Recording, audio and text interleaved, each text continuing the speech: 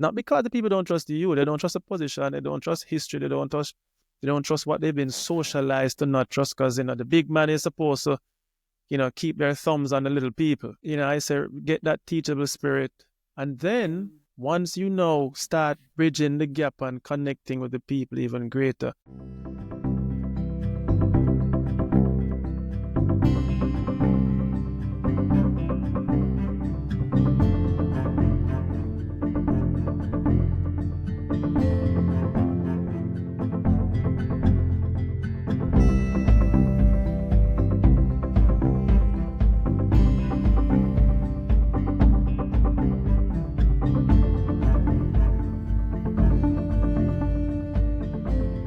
No, I can say to you, Cara, what the hell are you doing? What kind of nonsense was that? And you're Yeah. like, sorry, boss, but I never. No, that conversation between people who trust each other is a warm, welcome conversation. Cuts right Correct. to the chase. That conversation between people who don't trust each other, don't like each other, is I'm going to the union, I'm going to the HR, and I'm leaving the company. That very same line said, but once the relationship gets closer, then people can now speak freely and feel open that we are here to work together. And even if it's time for me to say, but Cara, this is not working out with us right now. You know already that it's not personal. You know that one, I have your best interest at heart because of our previous interactions. And if it's time to separate, then it's time to separate. It's okay. Maybe you need to, this is not the business for you. So all those things, but again, to go back to your main topic, which was how we interact and communicate with each other. Now, who is supposed to do it first? Who is supposed to? It is the leaders. Unfortunately, what I've found in our Caribbean society is that we have learned an old way of leadership, which is I say, you do. But this is coming from not just in the business sector. This is coming from how we raise our kids. Speak when you're spoken to, know your place, right? You are not supposed to engage in when big people are speaking to you.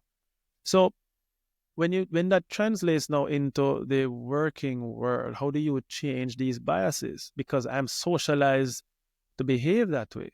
But the millennials and Gen Zs and all these guys are not subscribing to that type of At leadership. all. So cross culturally, it's similar. It's similar.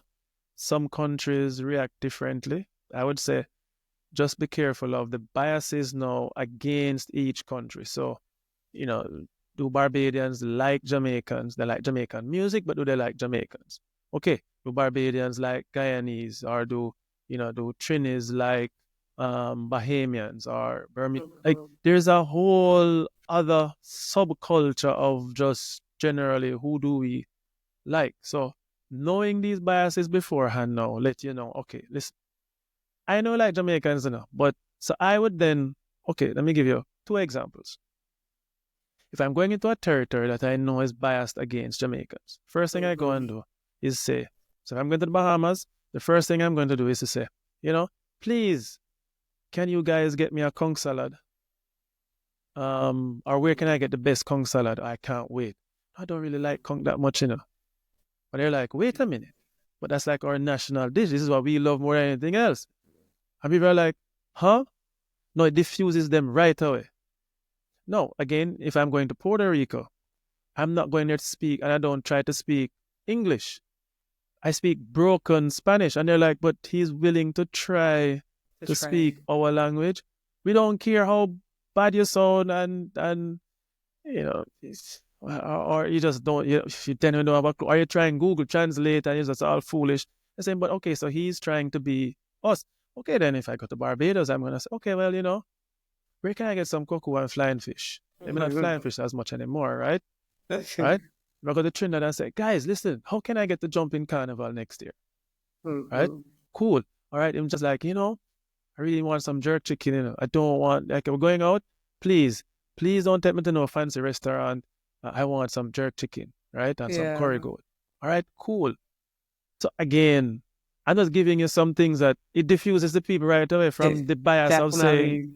I'm Yeah. coming to your country to come and impose myself on you. No, no, no. No, I'm coming to enjoy you guys and see how we can work together, and I can exchange some of the best things from me and I can get the best things from you, and we can make this beautiful cake together. Right? So, Yeah. anyways, Well, it's a lot to you know, dissect. it really is. One of the words that is really coming to me as you're speaking is the importance of connection. That's what you're trying to do. You're doing what you can as a leader to ensure that you not only communicate, but you connect. And my favorite author, John Maxwell, speaks heavily on the intentionality behind those things. And it goes back again to the humility, being humble enough as a leader, recognizing that there are some things that you have to release and some things that you have to embrace. And I think that that is one of the things that I want the audience to take away from everything that you just shared, the importance of preparation so that you can connect. Because if you don't have the connection with the employees, if you don't have the connection with the local leaders, then no one is going to execute the strategy. No one is going to execute or buy into the vision, buy into the change. It first starts with the connection. Now, for those leaders who, they're hearing what we were saying, Andre, and there's still a little internal conflict because this whole word of authenticity. But Kara, I'm a disruptive leader. I go into a territory. I recognize that there are some cultures that ought to be broken. They need to be disrupted. But what you're telling me, it sounds as though I need to embrace more of what's happening. And I really don't think that that's what we were saying. And Andre, I want you to speak to that disruptive leader who needs to understand the art of balance, um, and the art of timing to be able to be more effective from a strategic perspective. Disruption is a very good thing, right? And I'll say it directly. Mhm. The approach to the disruption now is what we can debate on, right? All right. So I liken it to this: you get a new house and you want to renovate it. Foundation isn't that good. There's lots of termites, but it's a great land and great potential. Sometimes you have to bulldoze the entire house, get rid of all of the foundation, and start from scratch. It's cheaper. It's probably more. It may seem more expensive in the short term, but it's far more effective in the long term. Okay. Now, in sometimes the house just really needs a good paint job, right?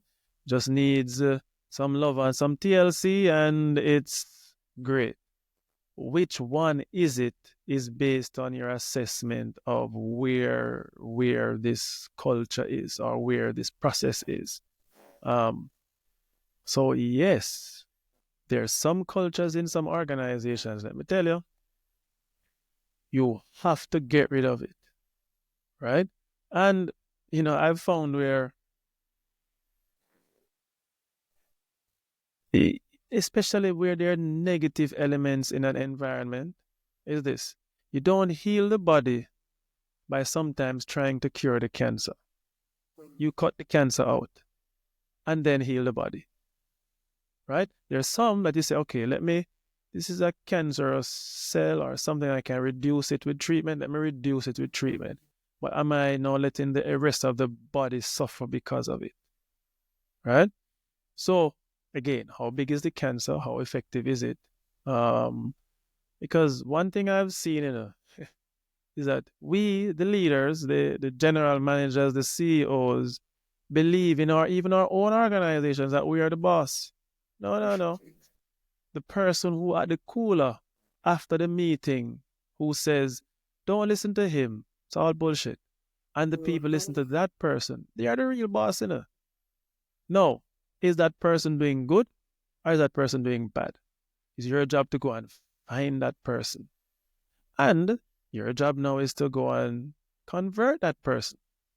and you can either convert or utilize their talent, because clearly they have influence that you would like to have, right? But unfortunately, that influence maybe being used in a negative way, and you have to cut that person out, or that process out, or that business line out, because it's dragging down the rest of the business.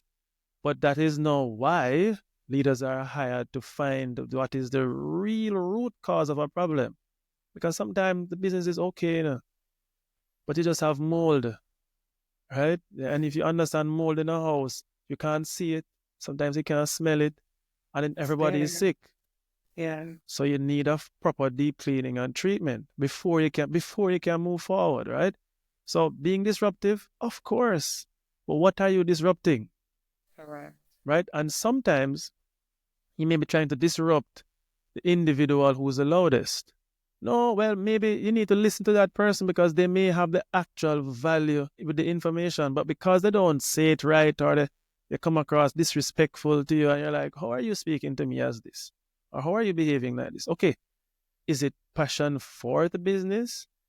Well, let me just be clear. There are some people who just want to see the business burn. There are some people in your organizations who are very clear that no matter what, if a new person comes into the organization, the first thing they do is to say, listen, y'all come with a nice little energy and your positive energy. This place soon destroy you. And you wonder, why don't they just leave? Well, you're going to have to help those persons to leave. Yeah. Because they are destructive, right? So, but again, as the leader, you don't go in with a 100% heavy hand and say, okay, well, this is the problem.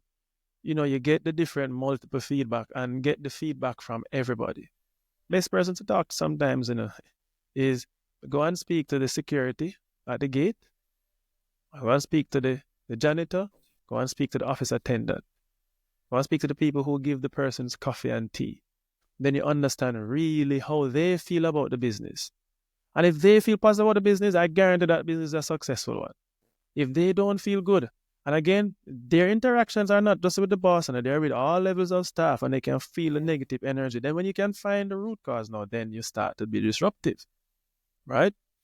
So, this disruption is a must, right? If you're not living in an environment of constant change, because the rest of the world is disrupting everything else, and your business line that you think is so wonderful today is being disrupted from the outside.